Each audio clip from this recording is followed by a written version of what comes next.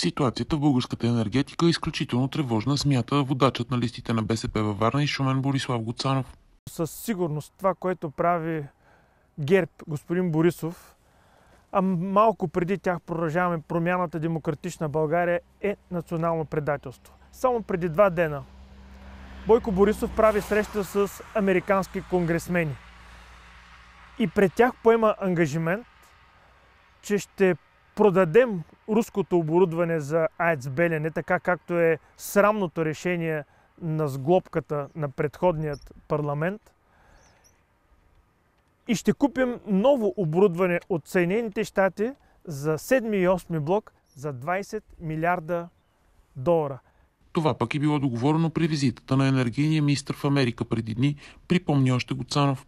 Как ви се струва? Това не е ли национално предателство? Нещо, което България го има, то на практика ще бъде подарено за по-малко от 600 милиона евро.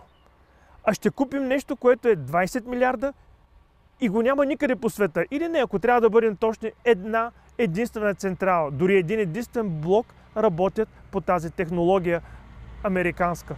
А господин Борисов е готов да загроби България с 20 милиарда заеми от американска банка. Цената за всичко това ще бъде платена от всеки български гражданин, от всяко семейство, от икономиката ни. Че на коленките се сложиха от господин Борисов е ясно.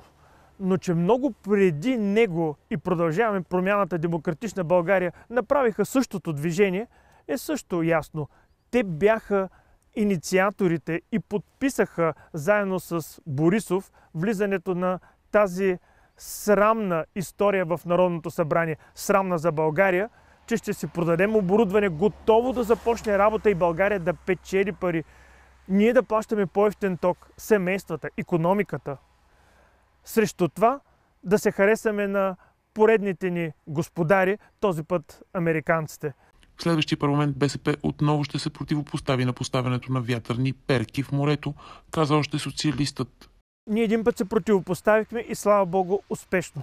И искам да благодаря на всички, които излязаха на протестите, на рибарите, на хотелиерите, на варненските граждани, за да защитим морето, да защитим екологията, да защитим рибарството, да защитим туризма в България. Защото има над 300 000 души заети с черноморският туризъм. Какво щяха да правят те?